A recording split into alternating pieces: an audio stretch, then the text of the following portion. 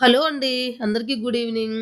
బద్ధకం లేకుండా ఈవినింగ్ టైంలో నేనేమేం పనులు చేసుకుంటాను, అలాగే ఈ భూమి మీద ఎటువంటి దోషం లేకుండా మనం పూజ కోసం పెట్టుకోగలిగే ఒకే ఒక నైవేద్యం, దీంతో పాటు పిల్లల కోసం నేను చేసి పెట్టే హెల్తీ స్నాక్స్ వీటన్నిటి గురించి ఈరోజు ఈ వీడియోలో మీతో షేర్ చేస్తానండి. వీడియోని ఎక్కడ స్కిప్ చేయకుండా లాస్ట్ వరకైతే వాచ్ చేయండి. హలో అండి అందరికీ. Welcome back to our channel Vinnu mother vlogs. So, ఈరోజు ఈ వీడియోలో సాటర్డే ఈవినింగ్ రొటీన్ వ్లాగ్ అయితే మీతో షేర్ చేస్తున్నానండి. ఇప్పుడు టైం వచ్చేసి ఆల్మోస్ట్ 4:30 అలా అయితే అవుతుంది. లంచ్ అయిపోయిన తర్వాత ఈ వ్లాగ్ అయితే స్టార్ట్ చేశానండి. మార్నింగ్ టైంలో ఎక్కువ పూజ చేసుకుంటే మనకు మనసు కూడా చాలా ప్రశాంతంగా, పీస్‌ఫుల్‌గా ఉంటుందండి. కాకపోతే నేను ఆల్మోస్ట్ 90% ఈవినింగ్ టైంలోనే చేసుకుంటూ ఉంటాను. ఒక్క ఫెస్టివల్స్ టైంలో తప్ప.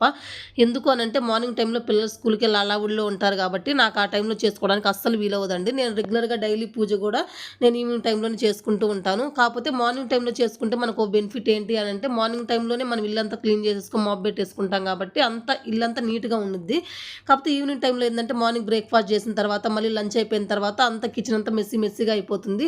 ఈవినింగ్ టైంలో పూజ చేసుకోవాలంటే మళ్ళీ ఒక్కసారి కిచెన్ క్లీనింగు ఇంకంతా ఇల్లంతా ఒక్కసారి పైపైన క్లీన్ చేసేసుకొని పూజ అయితే చేసుకోవాలనిపించిద్దండి. నా ఒపీనియన్ మాత్రమే ఇది.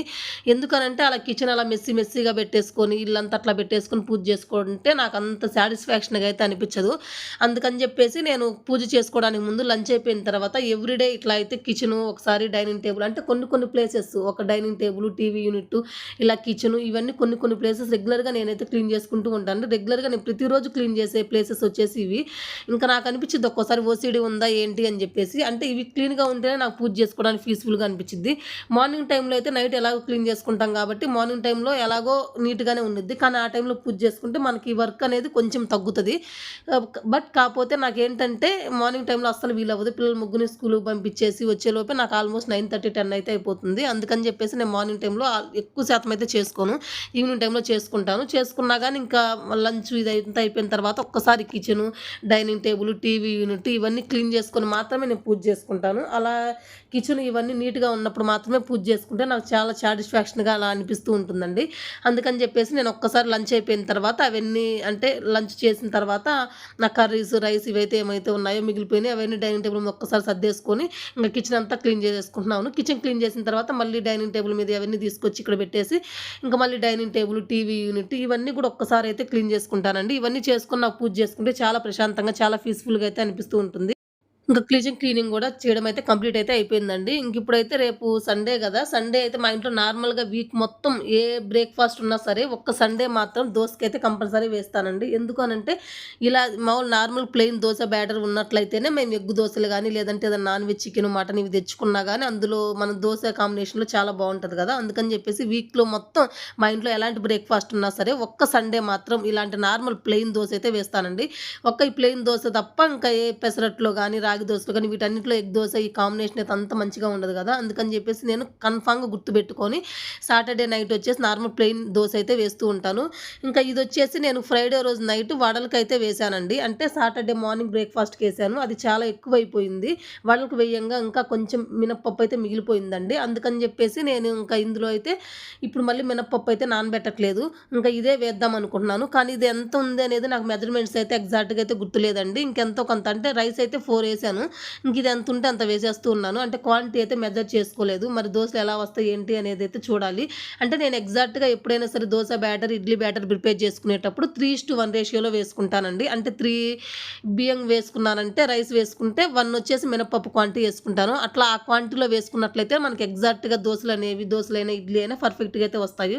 కానీ ఇప్పుడు నేను ఆల్రెడీ మినపప్పు అయితే మిగిలిపోయింది గదా! అందుకని జెప్పేసి ఏమి వెయ్యట్లేదు. మరి దోసలు ఎలా వస్తాయి ఏంది అనేదైతే చూడాలి. ఇంకెంతుంటే అంత మినపప్పు మొత్తం అయితే ఈ రైస్ క్వాంటిటీలో అయితే వేసేసి 2 నానబెట్టేసుకొని పక్కన పెట్టేసుకున్నానండి. ఇంక నైటు 10:30కి అట్లా అయితే మిక్సీ అయితే పట్టేసుకుంటాను.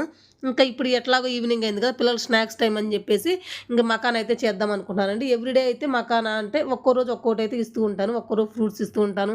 లేదంటే ఒకరోజు బయట ఏమైనా సరే తెచ్చుకోవాలనిపిస్తే అప్పుడు వీక్లీ వన్స్ అయినా బయట ఒక్కసారి తెచ్చుకుంటూ ఉంటారు. లేదంటే ఇంట్లోనే నేనేమైనా చేస్తూ ఉంటాను అట్లా.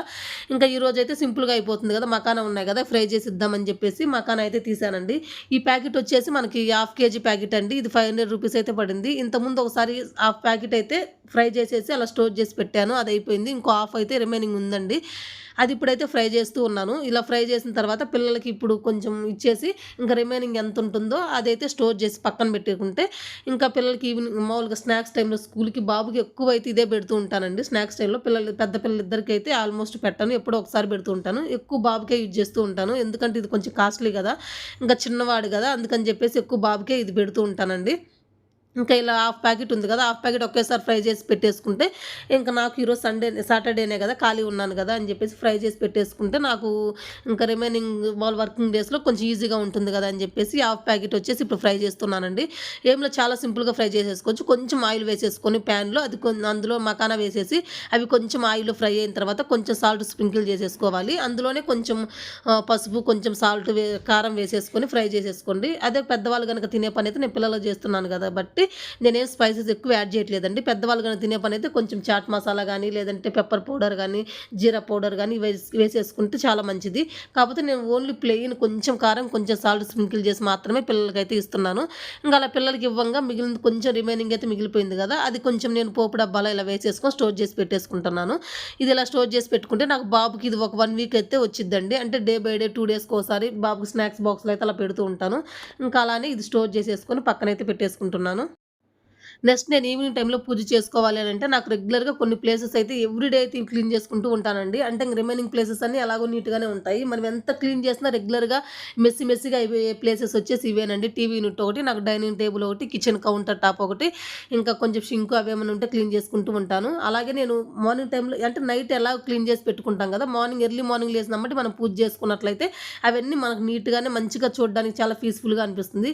కానీ నేను ఈవినింగ్ టైమ్‌లో చేసుకుంటాను కాబట్టి పిల్లలు మార్నింగ్ నుంచి ఈవినింగ్ వరకు అలా మెస్సీగా చేసేస్తూ ఉంటారు కదా! అదంతా అలా పెట్టేసుకొని నాకు పూజ చేసుకోవాలనంటే కొంచెం ఎందుకో మంచిగా అనిపించదండి. ఇవన్నీ ఒక హాఫ్ అన్ అవర్ టైం కేటాయించైనా సరే ఇవన్నీ క్లీన్ చేసుకొని మాత్రమే నేనైతే పూజ అయితే చేసుకుంటానండి. ఇంక కిచెన్ కౌంటర్ టాప్ అవన్నీ క్లీన్ చేశాను కదా! ఇంకా రిమైనింగ్ ఆ టీవీ యూనిట్ దగ్గర, ఈ డైనింగ్ టేబుల్ దగ్గర ఇవైతే క్లీన్ చేస్తూ ఉన్నాను. ఈ డైనింగ్ టేబుల్ దగ్గర ఒక్కోసారి అయితే కవర్ వేసేస్తూ ఉంటాను. ఒక్కోసారి అయితే ప్లెయిన్‌గా అలా ఉంచేస్తూ ఉంటానండి. నాకెప్పుడు ఎలా అంటే నా మూడ్ అనేది ఎప్పుడు ఎలా ఉంటుందో తెలీదు. అంటే ఎప్పుడు ఒక్కోసారి ప్లెయిన్‌గా ఉంటే బావుంటుందనిపిచ్చిద్ది. ఒక్కోసారి కవరేస్తే బావుంటుందనిపిచ్చిద్ది. దాన్ని బట్టి ఒక్కోసారి కవర్ వేస్తూ ఉంటాను. ఒక్కోసారి రిమూవ్ చేస్తూ ఉంటాను. ఇంకా అలాగే ఫ్రెష్ అయిపోయి వచ్చానండి. వచ్చేలోపు మా సిస్టర్ అయితే పూలైతే తెచ్చింది. నాకు సాటర్‌డే వచ్చేసి వెంకటేశ్వర స్వామికి ఈ తులసి మాల వేసి పూజ చేసుకోవడం అనేది చాలా ఇష్టమండి. కాకపోతే ఈవినింగ్ టైమ్‌లో పూజ చేసుకుంటాను కాబట్టి ఎక్కువ ఫెస్టివల్స్‌కి మాత్రమే అలా తులసి మాల అనేది ఎక్కువ అవైలబిలిటీ ఉంటుంది. ఇంకా ఈరోజైతే నాకు దొరకలేదండి. అందుకని చెప్పేసి మల్లెపూలు, గులాబీ పూలైతే తెప్పించుకున్నాను. ఇంక తెప్పించేసుకొని ఇంటి ముందు ముగ్గు అది పెట్టేసుకొని ఇంక పూజ కోసం అయితే రెడీ చేసుకుంటున్నానండి. ఇంకా ఇక్కడొచ్చేసి ఫస్ట్ దేవుడి గది అవన్నీ క్లీనింగ్ చేసుకొని ఇక్కడ పూజకు సంబంధించిన సామాను అయితే క్లీన్ చేసుకుంటున్నాను. ఇవి కూడా నేను పీతాంబరము, కొంచెం విమ్ లిక్విడ్ ఏసి అయితే క్లీన్ చేసుకుంటానండి. ఈ 2 కాంబినేషన్‌లో గనక మనం ఇత్తడి సామాను గనక క్లీన్ చేసినట్లయితే చాలా మంచిగా అయితే క్లీన్ అయిపోతాయండి. మనం ఎక్కువ రబ్ చేయాల్సిన అవసరం లేదు. ఎక్కువ ప్రెజర్ పెట్టి వాటిని క్లీన్ చేయాల్సిన అవసరం లేదు. నేను రెగ్యులర్‌గా పూజ కోసం క్లీన్ చేసేవి ఏవైనా సరే ఇత్తడివైనా సరే, సిల్వర్ అయినా సరే ఓన్లీ ఈ పీతాంబరంతో, ఈ విమ్ లిక్విడ్‌తో కాకపోతే కొంచెం హాఫ్ లెమన్ అలా పిండేసి ఇప్పుడైతే లెమన్ అవైలబిలిటీ లేదు. ఇంట్లో అయితే లేదండి. అందుకని చెప్పేసి నేను లెమన్ వేయలేదు. వీటితో పాటు లెమన్ కూడా కొంచెం వేసేసుకొని దాంతో పాటు క్లీన్ చేసుకో 3 మిక్స్ చేసి మనం క్లీన్ చేసుకున్నట్లయితే చాలా మంచిగా అయితే క్లీన్ అయిపోతాయండి. ఇంకా అవి క్లీన్ చేసేసుకొని ఇంక సాటర్‌డే కదా! పూజ అయితే స్టార్ట్ చేసుకున్నాను. నేను రెగ్యులర్‌గా చేసుకునే పూజలో సెపరేట్‌గా నైవేద్యం అట్లా ఏం ప్రిపేర్ చేయనండి. ఇంట్లో ఏది అవైలబిలిటీ ఉంటే అదైతే పెట్టి పూజ అయితే చేసుకుంటూ ఉంటాను. సపోజ్ ఫ్రూట్స్ ఉంటే ఫ్రూట్స్ గానీ, డ్రై ఫ్రూట్స్ ఉంటే డ్రై ఫ్రూట్స్ అయినా, కాజు అయినా, కిస్మిస్ అయినా ఇలా ఏవైనా ఉంటాయి కదా! అవి పెట్టేసి అయితే పూజ చేసుకుంటూ ఉంటాను. కాకపోతే రీసెంట్‌గా నాకొక వీడియో అయితే సజెషన్స్‌లో అయితే చూసానండి. చాగంటి గాడి వీడియోస్ మీరు ఎవరైనా చూస్తుంటే తప్పకుండా కామెంట్ అయితే చేయండి. మనం ఈ భూమి మీద ఎటువంటి దోషం లేకుండా మనం పెట్టగలిగే ఒకే ఒక్క నైవేద్యం వచ్చేసి బెల్లం ముక్క అంటండి. అంత మంచిదనంట బెల్లం ముక్క నైవేద్యంగా పెట్టడం వల్ల. ఎందుకంటే మనం అది పీరియడ్స్ టైమ్‌లో ముట్టుకున్నా గానీ మనకు డౌట్ ఉంటుంది కదా! ఓహో! ఇది మళ్ళీ మనం ప్రసాదంగా పెట్టచ్చా, నైవేద్యంగా పెట్టచ్చా అని చెప్పేసి ఆ డౌట్ అయితే ఏముండదండి. దానికి ఎటువంటి దోషం అనేది ఉండదంట. బెల్లం ముక్క నైవేద్యంగా పెట్టడం వల్ల అంత మంచిదంటండి. మీకు ఎవరికైనా యూజ్ అవుతుందని చెప్పేసి ఈరోజు నేను ఈ పూజలో నైవేద్యంగా బెల్లం ముక్క పెట్టేసి ఈ టాపిక్ గురించి అయితే మీతో షేర్ చేస్తున్నాను. బెల్లం ముక్కకు మనకి ఎటువంటి దోషంలో ఉండదండి. ప్రతిరోజైనా సరే కొంచెం బెల్లం ముక్క పెట్టి పూజ చేసుకోవడం మనకు చాలా మంచిదంటండి. ఇంట్లో ఏది అవైలబిలిటీ లేకపోతే బెల్లం ముక్క పెట్టేసి మనం హ్యాపీగా పూజ అయితే చేసుకోవచ్చు. ఇంకా మీకు ఎవరికైనా యూజ్ అవుతుందని చెప్పేసి ఈరోజు ఈ వీడియోలో మీకు దీని గురించి అయితే షేర్ చేశానండి. ఇంకా ఎలాగో ఈరోజు సాటర్‌డే కాబట్టి పూజ కంప్లీట్ అయిపోయిన తర్వాత మార్కెట్‌కైతే వెళ్లి వెజిటబుల్స్ అయితే తెచ్చుకున్నానండి. ఇంక ఇవైతే ఇప్పుడైతే సర్దుకోవాలి. ఇప్పుడు సర్దుకోనండి పిల్లలు స్లీప్ అయిన తర్వాత 10:30కి అలా సర్దుకుంటాను. చాలా లేట్ అయిపోయిందండి. వీడియో ఇంతటితో ఎండ్ చేస్తున్నాను. వీడియో నచ్చితే ప్లీజ్ ఒక లైక్ చేసి అలానే ఛానల్ సబ్స్క్రైబ్ చేసుకోండి. ఓకే అండి. బాయ్.